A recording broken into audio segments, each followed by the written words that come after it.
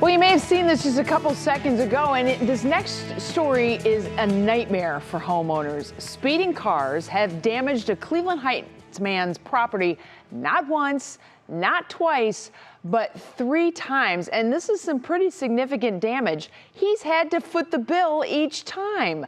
Just last night, his garage and his car both were completely totaled.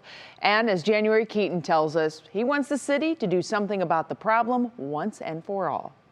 John Gall has lived at the intersection of South Taylor and Fairmount in Cleveland Heights for 23 years. A couple of years ago, a speeding car rolled up in his driveway and totaled his truck. Then 8 months ago, in November, a speeding car crashed through his house while he was sleeping. First thing I heard was the cops saying, "He's in the house, he's in the house." Oh, okay. Meaning the guy in the car was in the house, and I didn't want to get shot, so I stuck my hands up. And around 11 o'clock last night, his new car, just bought a year ago, and his garage were demolished by yet another speeding car. There's too many idiots in F-250s that, you know. Countless speeding cars have also ended up in John's yard or wrapped around his tree, leaving behind ruts, broken concrete, and car parts. The problem, cars speeding down South Taylor can't negotiate the sharp left turn onto Fairmount and end up crashing onto John's property. We've seen this happen a couple times, and we're like, they need to put that rail back. He needs something. Somebody ought to give him some big rocks.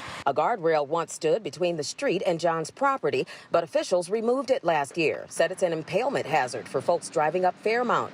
Nothing has been put in the rail's place, and with each crash, John has to eat the cost. I'm out thousands of dollars, you know.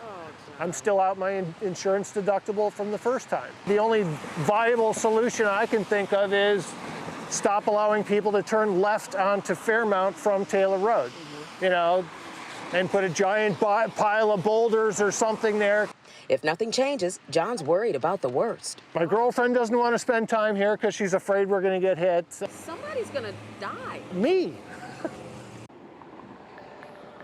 Now back here live in Cleveland Heights on Fairmount and South Taylor, you can see someone just pulled up into their driveway to help them out, I assume. It looked like friends, so it's blocking the wreckage, but you can still see that "Where's my guardrail" sign right there that John put out after multiple times his house being damaged. And I asked Cleveland Heights police that today, but I couldn't get a response. I left multiple voicemails and no one has gotten back to me just yet with any information.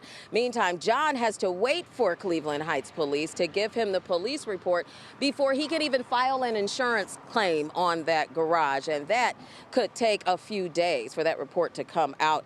Now, as far as the driver goes in that high-speed chase that ended in this, John said he was taken out on a stretcher, but no word on his condition tonight. Betsy? How frustrating for them. I'm frustrated sitting here listening to this story. I can't imagine trying to live through it. Yeah, there's so much more, but I only had a minute and a half. But this man has been through so much living on this corner. Oh my goodness. All right. Well, thanks for letting everybody know about it, January.